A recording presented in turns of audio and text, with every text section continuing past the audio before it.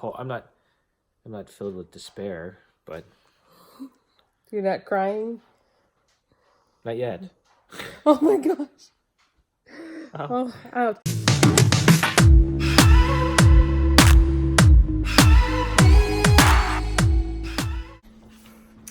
Hi guys, it is Sarah here. So it is the next day after the video that you guys saw yesterday. We started vlogging in the morning, but I did not. We picked up the camera and Aaron and I actually had a little bit of a session that we vlogged, but I'm gonna see if I can get him to sit down and talk with you guys again, because the footage was so unclear, and the footage just wasn't very good. It was so unclear, and although I don't mind filming for you guys when we're dressed down and sit down, it just looked a hot mess. So we just got back from a small group, and so I had to make a quick stop at the grocery store to pick up a bunch of stuff. Whoops. Pick up a bunch of stuff. Not a big grocery haul at all, to be honest. More just little snacks and stuff to hold us over for the remainder of the week. I definitely needed some fruits. We have a lot of bananas, which I'm still trying to work through, which I'm trying to use up for baking. But I had to buy a whole bunch of strawberries. Zoe has been loving strawberries, and some bell peppers for cooking, as well as some tomatoes. You bought snacks? No, I did not buy any snacks, and I did not buy any junk food. You need to stop eating junk. Okay. Anyways, and I picked up like a wonder thing of wrap for the kids.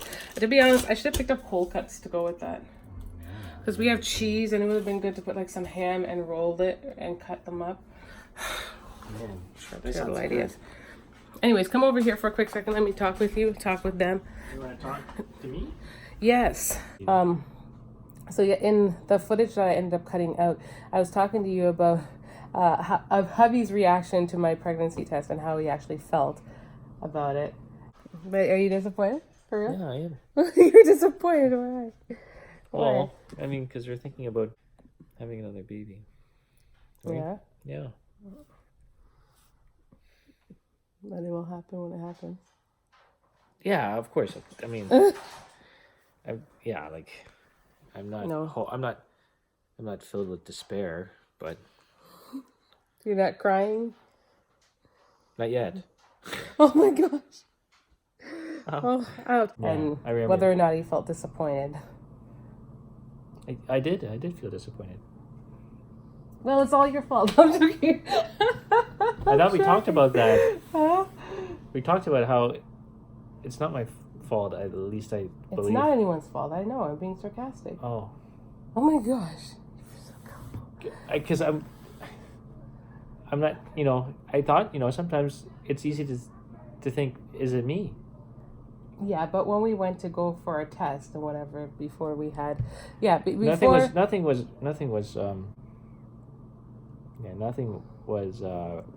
highlighted as an issue. No, because I just think it's a part of the process. He was disappointed, obviously, because it didn't happen yet, but in due time. What? You tapped again? Aaron, stop. Sorry, guys. But in due time, no pressure at all, but he's just genuinely explaining how right? No pressure. Huh? I think pressure doesn't help. No pressure. Yeah, exactly. And the whole point of me showing you guys his side and talking about it was to, because sometimes like the male partner can get overlooked because obviously it's the woman who's going to become pregnant. So in the process of it all, We have to be manly men. in the process of it all, sometimes you get overlooked, right? I think 99% of the time. Wow. I'm serious. I mean, You how think often, that's right? true. I guess so. But maybe I shouldn't say that. That's a pretty bold statement by me. And I don't watch enough couples go through what they go through to But say yeah, that. but I think a lot of Sorry, times, guys, that's wrong. But there are some couples who are ttcing, and they're very both parties are obviously very involved, but in the midst of sharing their story and journey on YouTube as well. But Yeah, I think from what Yeah. I've heard from other women, they have said, like, especially when they're ttcing early, their husbands sometimes have felt left behind or have, like, broken down or confessed later that they felt a certain way when it wasn't happening. But, like, in our case, it's a little different because we do already have 4 children. We want to, I don't know. I don't know if it's any less desirable because it's something that we want nonetheless, right? But I would think it's probably a little less painful if you haven't had any kids and you want to have kids, right? Isn't it very different, or no? Yeah, I suppose it is different, right? Because it is different from someone who doesn't have any children than from someone who has children trying to have more children. Yeah, I think that's totally different, I agree. right? That's going to come across as a totally different experience. It's like taking something for granted, almost. That's true. Right. And I think for us right now it's just the fact that with all the other times when we tried for the kids, including after my tubal reversal, I can't believe how fast it. Like, looking back, it happened really fast. Like, it could have been like this the first time around, and it wasn't. Yeah, no, it wasn't at all. It happened so quickly. I think this time around, like, the weight is a little bit different. But, it's ironic because we know this now from last night, from trying to film this video last night. We were thinking about it, and I realized that I wasn't exactly nursing when I got pregnant with the other 2 girls after Michaela. Because the other 2 girls, the 2 last girls before Zoe, they weaned themselves off at 10 months. So it was like right around the time where we probably started conceiving or whatever, right? Trying to have them. But with Michaela, I was certain that I was nursing at the time, but I realized that I really wasn't. It was probably right around the time when I started weaning her off that I conceived. Yeah, it's possible. Well, yeah, according to calculations. Yeah, according to calculations, yeah. Because I said I stopped nursing her at 22 months, and the difference in age between her and Gabrielle is 30. It's 30 months. Yeah. 30 months. So if you backtrack 8 months or 9 months, I would have stopped nursing her at 21 months. I officially stopped at 22 months, but I started earlier, so it was probably just like phasing out. Right? Yeah. I don't know. I think the breastfeeding thing is probably the biggest factor. I don't know. A lot of you guys have said this before, right? Because the thing is always addicted to boob. and you're enabling her. What? She loves you and your boobs. It's true. Like, honestly, Zoe, I don't know what Zoe would do without cuddling with you. I know. And this girl, you guys don't understand. She's so sweet. She's so sweet. But I give her the bottle, and, she chucks it.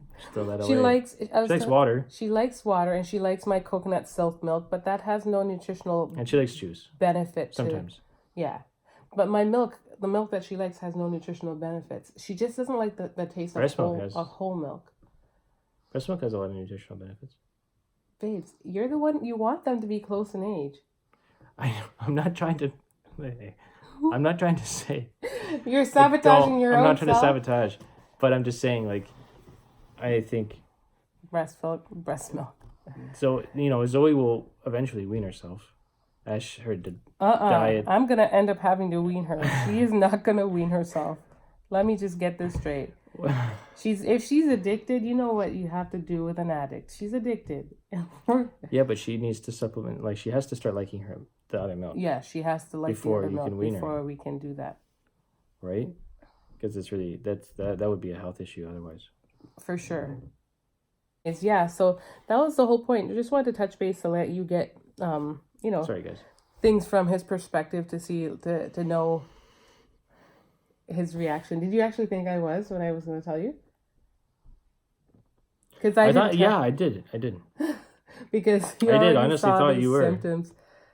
I think your blood pressure is a big highlight. It's a big highlight because, like, how often is your blood pressure, like, always in control?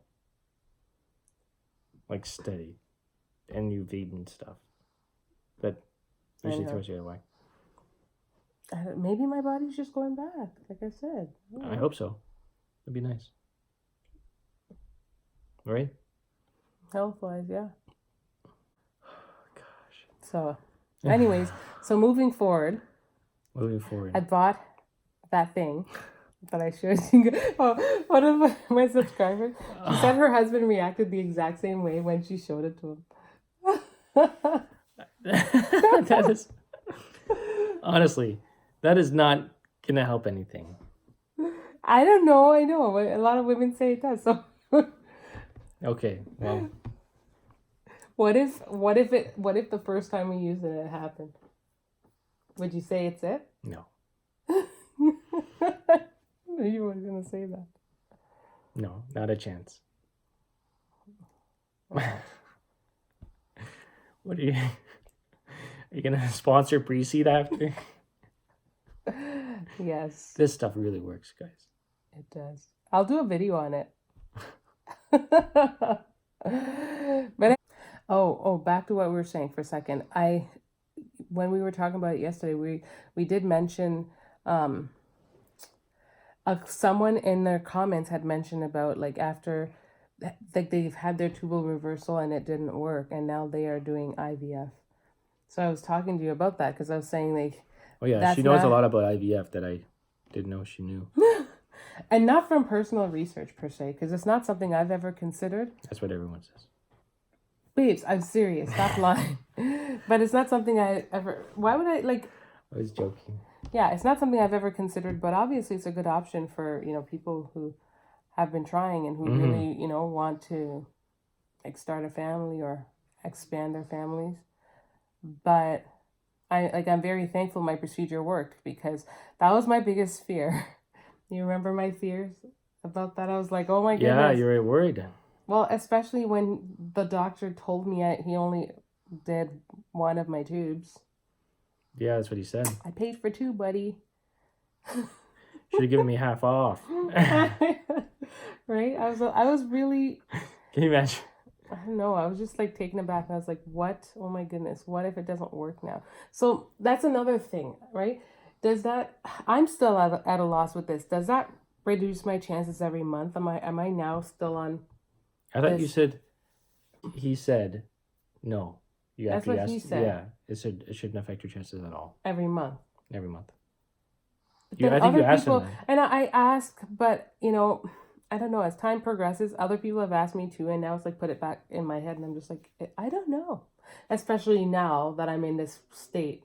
It's taken a little bit longer this time around. I'm now questioning it, and I'm like, are my chances altered every month? And if so, like, what are you gonna do? There's nothing I could do. Nothing you can do. But it's good to know. Is it? It'd be good to know, like, when is my left tube gonna pick up this egg this month? I don't know. How are you gonna find that out? I don't know. That's hard to find out, isn't it? Go back. I could backtrack and calculate when I got conceived Zoe last time. And then what? You're gonna stop trying every other month? Well, no. Okay, so... when I stop trying... I mean, it's going to have absolutely no effect on... But maybe I wouldn't even I wouldn't even, like, think to test or anything that month. It's a tough one. That's a toughie, yeah. But... And I don't know if having an HSG... Because I had the HSG test done. What's that? That test that I had to go do with the blue dye when we left the facility, I was like, oh my goodness, that was so painful. Yeah, you said it was painful. Because he told me to take Tylenol and we forgot. Did you? I didn't take any Tylenol before I went. Ooh. So when I did it, yeah, it was painful. Remember I told you I was like squirming around? You just want to make sure, because it's a way of clearing your tubes if your tubes are blocked. So picture that, like forcing a dye through your tube and essentially flushing it to clear it out. If it's anything like what I had to do with... with your catheter and your... Catheter thing. Oh. Yeah. Oh, that was a horrible experience. But you took all the medication. We didn't get anything. Of course I took medication. So, I'm a man. Yeah. Well, apparently I'm a man. That's a manly thing to do. You get it? I had that test done immediately after my tubal reversal. So I don't know if that's another thing that helps, because they say that after doing that, you're more fertile. Oh, so you want to get it done again? Well, I'm not gonna. I'm not doing. I would do it again if need be, but I want to go through this process first, and we'll see what happens. What, Okay. I think, what's a good time you think that if it wasn't working, what's a good time to talk to go to the doctor? I don't know. I think at like a year or a year and a half. A year and a half? That's a long time. Is that a long time? A year and a half is a long Okay, time. ask people if it's a long How time. long would you think it's a good time to wait? Before you start thinking. Seeking medical attention. Yeah. I mean, I wouldn't do anything drastic, because a lot of these things too, in this past year, I've seen, I think, 3 separate cases where women have sought medical attention. This one woman, she was trying to conceive for a long time, couldn't. Mm-hmm. Then she got a surrogate, and her surrogate was like 5 months or something, or 6. But then the woman found out she was expecting. So then she ended up with 2 babies. Yeah. There you go. Right. And then this one woman, she adopted twins, and then she found out she was pregnant as well. Mm. Right? And then there's this other couple that I follow here on I just YouTube. did what Zoe did. Mm. Yeah. There's this other couple who I follow here on YouTube, and their fertility journey has been up and down. Like, they've gotten, to adopt a child several times, and the child ended up getting taken back, because, parents can change their minds. That's happened to them like 3 different times. And then the last one they got to keep, and now she's pregnant. Wow. So this stuff happens. It happens, Yeah. Well, I don't think that's going to happen here. Yeah. So. But yeah. I know we're not planning on getting a surrogate, and we're not going to adopt. No. Right now. So. Don't say it like that. Don't offend people. No. But I'm just saying, like that's not on our plan. It's not in our agenda. Yeah. That's right. So I'm not saying. I'm not judging. No. Well, and I think people know that too, because adoption was on our radar initially before we got to this whole tubal reversal. Oh yeah. No. So absolutely. And I think about all those children who are in need of who need a family, and then there's people that want children, and then still there's always difficulties connecting them. Yeah. And that's the thing. People sometimes will ask that question, like, why don't you adopt, and why don't you this? And it's like, at the same time, like, you can't even do that a lot. You can't even do that easily here. Adoption is expensive, and I understand the reasons why it is, to reduce the whole trafficking thing and all those other things. At the same time, it doesn't make it easy for families who actually would want to provide a good home for a child to adopt, especially if you don't have that sort of money, right? It's costing well over 20,000, 30,000 plus to adopt a child, which is a lot. The average Joe can't come by that. No. Right? So no, and it's not like it costs money to raise kids for sure, but it's not like money that is gradual. We're talking about money that's required up front. Yeah. To That's right, to pay. So, and I think in our case, like, I think the first probably step would be, I would actually ask. I don't know if the doctor would probably suggest, but I would ask if I could get another HSG if push came to shove, or at least have them. I think they do it to both test to see if your tubes are blocked and to both clear your tubes. You can imagine. The doctor. How many kids do you have? 4? Okay. Why? No, I'm saying for like any kind of fertility treatment. Oh, I know, but you know what? It's not even just like that, because fertility does change with age. No, but I mean, like, in terms of your need. They're not like that. They don't judge. I mean, look at me. When I was tying my tubes, the doctors were kind of questioning, like, maybe you should really do this. Maybe you should really do this. Yeah. Maybe, huh? If you should really do that. Yeah, they were. Yeah, that's what I meant. They were questioning if I should really do that, because I was still young. Lots of people have big families. A lot of our viewers actually. You're 24, right? Mm-hmm. This one lady was explaining to me the other day. Has 3 kids, and she was saying she doesn't quite foresee, marriage down the road or life working out in the way she wants to. So she's thinking of tying her tubes, and she's like, she knows a lot of people regret this, but she doesn't think she will. So I said, like, so just think about it, right? I responded to her and told her think extra careful about it. She doesn't think she will regret it based on her situation or what she's thinking her situation will be because of having her other children, and I don't know. Yeah, and situations are a big factor as well. Yes, I think that's a huge factor. Why that changes people's minds to begin with.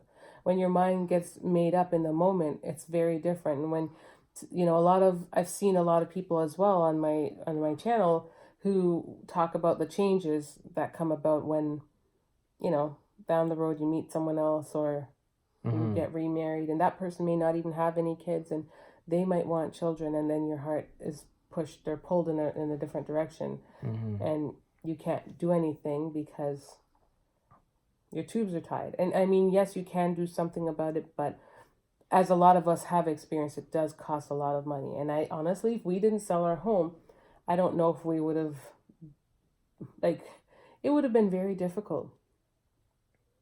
Yes, yeah. You know what I mean? Yeah. I think it would have got done, but... It would have gotten done, but it would have been difficult because it's expensive. So... Yeah, but I think if it's something that you were committed to doing... Yeah. You would get it done. Well, and that's the thing. So that's a big part of why my channel is here and why I make videos on this kind of stuff, is to help women at least double think about this before they do it. Because although it is reversible, you can see that there are also repercussions that can come with that. You can reverse it. Only one of your tube can be reversed at times. And then you know what I mean? Reduces your chances, just different things. So if you've got both tubes functioning and it's a matter of, I don't think I want any more kids right now, it's hard for me to say use seek contraception because I've never formally been on birth control, but I'd say to double check that before you make the decision. Yeah. So I think this was a good little video. If you guys have any other topics that you want us to talk about, we'd love to answer your questions or talk or make some videos on it. I do have a Q&A coming up that from a series of questions that you guys have asked. I've been screenshotting them on my phone, so I will definitely do a sit-down video answering some of your questions. Can you respond like that with that singing at the end? Not a chance. Guys, you don't want to hear me sing. No one wants to hear me sing. Yeah. So, thank you guys so much for watching and tuning in to our video. And we'll touch base with you next time. See you guys. Love you. Bye. Bye.